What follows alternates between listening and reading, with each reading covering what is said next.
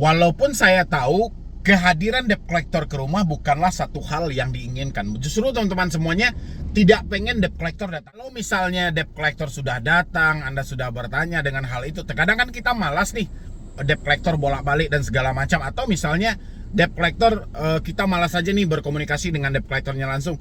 Masih ada satu cara. Ya, jadi ketika debt collectornya hadir, kita tinggal tunjukin, ini saya sudah langsung memproses hal ini gitu. Pasti dia akan bingung juga nanti. Caranya gampang gini. Ada satu cara lagi yang bisa dilakukan.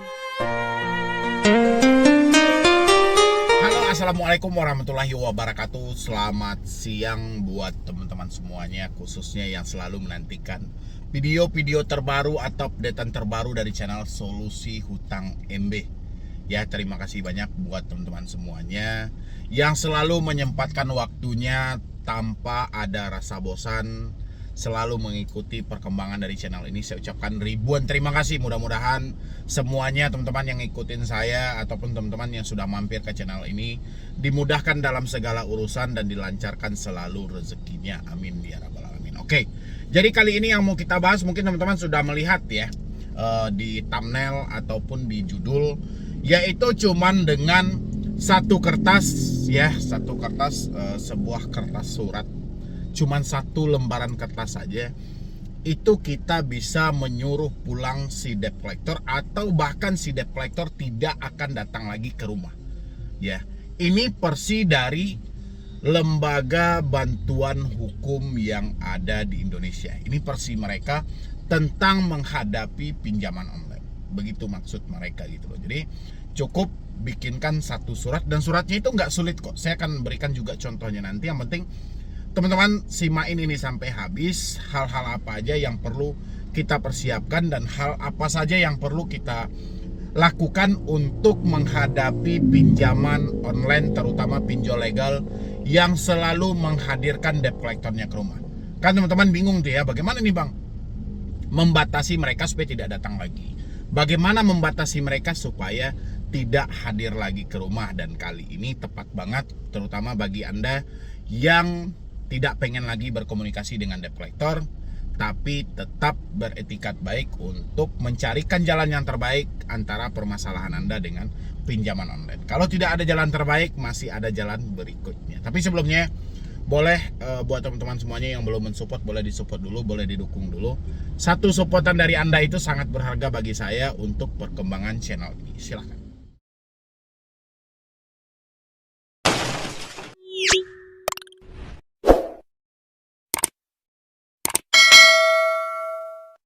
Oke, satu lembaran kertas bisa bikin debt collector pinjol langsung pulang atau nggak datang-datang lagi ke rumah Anda, walaupun Anda telat bayar, tidak mampu bayar, galbay bayar, dan segala macam gitu loh ya. Tapi sebelumnya ada beberapa hal yang harus kita persiapkan ketika kita menghadapi debt collector pinjaman online. Ya, terkadang teman-teman itu keseringan, yang saya perhatikan itu keseringan ketika berkomunikasi dengan debt collector, langsung berhadapan dengan debt collector, teman-teman udah kena mental dulu gitu loh, udah stres duluan, udah panik duluan, sehingga tidak ada satu argumentasi pun yang bisa muncul kalau kondisinya seperti ini. Walaupun saya tahu kehadiran debt collector ke rumah bukanlah satu hal yang diinginkan. Justru teman-teman semuanya tidak pengen debt collector datang ke rumah gitu loh, karena juga teman-teman pasti memikirkan terjadinya ancaman, kekerasan, dan segala macam gitu loh ya. Tapi ya apa boleh buat, karena ini adalah sebuah prosedur, ini adalah sebuah SOP yang harus diikuti, dan ini ada dalam peraturan OJK juga. Jadi mau tak mau, debt collector itu kan cuma sebatas karyawan, orang suruhan yang bekerja sama dengan pelaku usaha jasa keuangan, ya mereka akan mengikuti hal itu. Tapi ada beberapa hal yang perlu kita perhatikan ketika kita berhadapan dengan yang namanya debt collector ketika datang ke rumah. Ya, yang paling pertama itu kita nggak perlu gugup dulu, nggak perlu cemas dulu. Persinya mereka datang dengan persi baik, kita sambut dengan baik juga. Ya, kenapa? Karena kalau mereka hadir dengan kesopanan, ya kita pun akan segan dengan mereka gitu loh. Mungkin Anda sering nengok motivasi yang seperti itu, Anda sopan, kami pun segan. Dan begitu juga dengan debt collector. Kalau mereka datang dengan persi baik, ya oke, kita tenang aja. Ya sambut aja dengan baik, nggak usah grogi, nggak usah cemas, nggak usah bingung segala macam. Walaupun saat itu Anda tidak mempunyai uang. Ya, Jadi Anda nggak perlu panik juga, nggak perlu cuma harus, aduh gimana ini, aduh gimana ini. Kalau Anda persinya seperti itu, makin hancur nanti.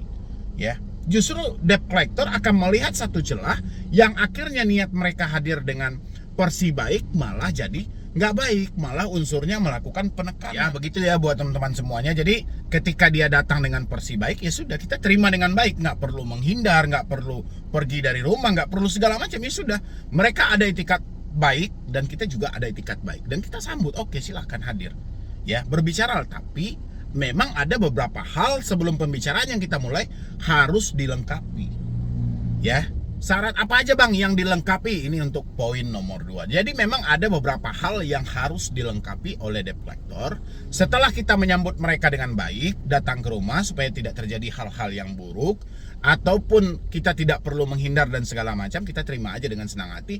Dengan begitu kan menghilangkan suatu kegugupan kita. Tapi begitu mereka berbicara dengan konsep hutang, kita akan batasi dulu. Tolong dilengkapi beberapa syarat yang harus kita minta. Pertama itu mereka harus Anda bisa pertanyakan mungkin identitas mereka untuk meyakinkan kita bahwasannya orang yang bertamu ke rumah kita, orang yang hadir ke rumah kita ini benaran dari debt collector salah satu aplikasi leasing ataupun bank yang bersangkutan. Yang kedua itu Anda juga wajib bertanya tentang surat tugas mereka. Benar atau tidak mereka diperintahkan oleh perusahaan mereka untuk melakukan penagihan terhadap kita langsung ke rumah. Ya. Yang keempat itu Anda juga wajib menanyakan, yang ketiga mohon maaf, Anda wajib menanyakan tentang sertifikat debt collectornya.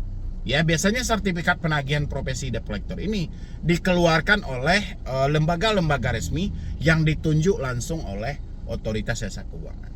Ya. Jadi 3 syarat ini harus dipenuhi oleh debt collector. Kalau kita dalam kredit leasing, ya, itu ada satu syarat lagi yaitu sertifikat fidusia. Jadi 4 syarat dia. Tapi kalau kita dengan KTA cukup 3 syarat tadi. Pertama kita tanyakan soal identitas mereka. Kedua kita tanyakan surat tugasnya. Ketiga kita tanyakan sertifikatnya. Karena ini wajib.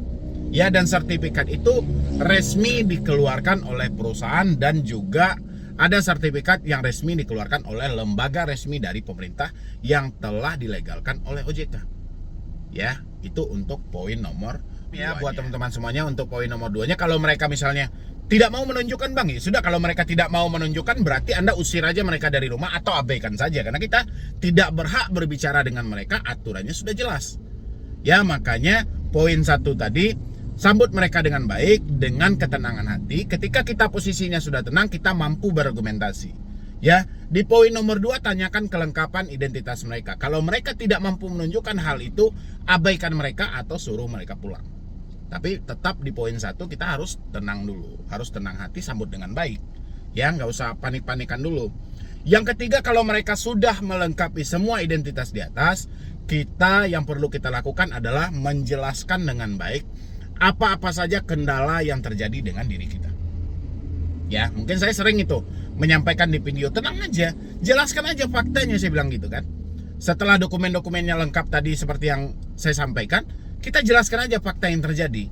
Oh, kita di PHK, kita nggak mampu bayar, kita nggak bekerja dan segala macam. Ya oke, kita jelaskan aja hal itu. Mereka mengerti syukur, mereka tidak mengerti itu hak mereka. Yang penting kita telah menyampaikan fakta yang sebenarnya tidak ada kita sandiwarakan. Ya, terserah mereka mau percaya atau tidak. Ya, karena biasanya kalau kita bersikap kooperatif dan segala macam menjelaskan, si debt collector biasanya juga mendengar. Tapi dengan poin yang pertama Anda nggak perlu lompati. Anda harus menyambut dengan baik dan dengan ketenangan hati. Tidak boleh tergesa-gesa, tidak boleh menunjukkan rasa ketakutan. Dengan begitu prosedur yang saya sampaikan ini akan lancar. Ya, Anda pasti akan bisa untuk menjelaskan hal ini kepada debt collector. Ya, untuk yang nomor 4 itu ya mungkin ini agak sedikit bertentangan juga ya dengan Anda ya, yaitu kita harus melakukan pembayaran. Tapi balik lagi, melakukan pembayaran dalam hal ini berbalik kepada konsepnya. Konsepnya apa? Tingkat kemampuan Anda tadi. Kalau Anda menyatakan di sana tidak mampu, tidak ada satu orang pun yang bisa memaksa Anda. Ya, Kalau Anda menyatakan di sana mampu, tidak ada satu orang pun yang bisa melarang Anda untuk tidak bayar hutang. Jadi konsepnya ini lebih sebenarnya ke kemampuan Anda saja. Dan kita juga bisa melakukan beberapa upaya. Mungkin kita bisa negosiasi dalam pembayaran. Kan banyak juga dari teman-teman, selain gagal bayar total, ada juga kok yang pengen melakukan pembayaran pokoknya saja. Ya, hanya saja hal itu tidak semudah yang kita katakan untuk mendapatkannya. Ya, itulah 4 syarat untuk kita berkomunikasi kalau debt collector datang ke rumah. Tapi poin 1 dan poin 2 teman-teman jangan sampai melompati, jangan sampai tidak dilakukan. Harus itu dipertanyakan dan Anda harus juga menyambut mereka dengan baik dan senang hati. Jangan grogi dan jangan gelisah, jangan tergesa-gesa dalam berbicara. Tenang aja. Ya, alurnya sudah jelas kok, mereka menagih hutang. Alurnya sudah pasti ke sana. Mereka datang ke rumah kita, konsepnya pasti menagih hutang. Gak ada dari itu. Makanya dibutuhkan ketenangan karena Anda sudah tahu persoalan dengan mengajukan restrukturisasi kredit. Ya, tapi ini fiktif-fiktif juga ya untuk restrukturisasi ini karena ini berdasarkan dari arahan dari lembaga bantuan hukum juga. Banyak kok yang sudah meminta restrukturisasi ya, tapi banyak juga yang tidak mendapatkan, tapi ada juga yang mendapatkan. Kalau misalnya Anda mendapatkan itu hasilnya bisa tergantung kesepakatan ya. Antara perpanjang waktu pembayaran atau hanya bayar hutang pokok saja. Bayar hutang pokok saja tanpa bunga dan denda. Tapi saya rasa saya kurang mendukung ya. Kurang mendukungnya itu di sini antara memperpanjang. Jadi kalau kita pengen mengajukan restrukturisasi ya, kalau kita pengen mengajukan restrukturisasi ini, kita hanya perlu meminta itu soal hutang pokoknya saja, nggak usah berbelit-belit soal perpanjang tanpa bunga. Kita langsung aja to the point ya. Jadi surat itu bisa kita kirim langsung ke pihak pinjol yang bersangkutan. Mungkin teman-teman juga bingung, apa sih bang isi suratnya? Nanti saya munculkan di sebelah ini. Anda bisa tiru dan contoh saja dan Anda nanti bisa kirimkan langsung kepada pihak dari pinjolnya.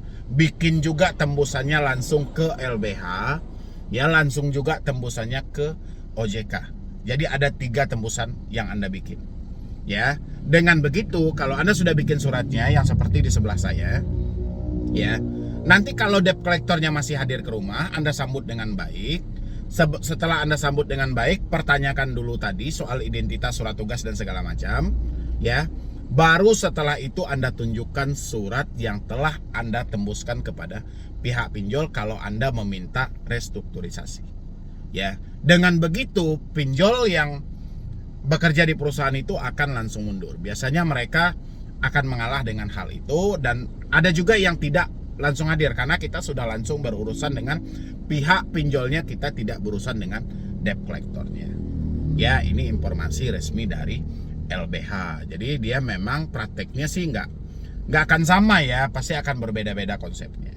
Oke, jadi menurut pantauan dari LBH tersebut, dengan kita mengirimkan surat hal itu kepada pihak pinjolnya dan nanti kita akan menunjukkan surat itu kepada debt collectornya tidak akan datang-datang lagi. Kenapa? Karena kita pasti akan ngomongin bahwa kita telah berurusan langsung dengan pihak pinjolnya, bukan dengan debt collectornya, dan kita juga mengajukan restrukturisasi. Ya, jadi kita nggak ada urusan lagi dengan pihak debt collector. Itu menurut versi OJK. Dan teman-teman juga boleh nih usul-usul yang seperti ini untuk dipraktekkan. Mana tahu ini berhasil ya. Nanti suratnya Anda bisa lihat lagi dan Anda bisa contoh saja dan dikirimkan ke pinjol, tembuskan ke OJK dan tembuskan juga ke LBH juga ya. Mungkin dari saya cuma itu aja. Mudah-mudahan ini membantu buat teman-teman semuanya, terutama yang saat ini telat bayar dan gagal bayar atau ketakutan didatangi DC ke rumah, bisa dipraktekkan langsung ya. Jadi sekian dulu dari saya, Medi Broni. Wassalam.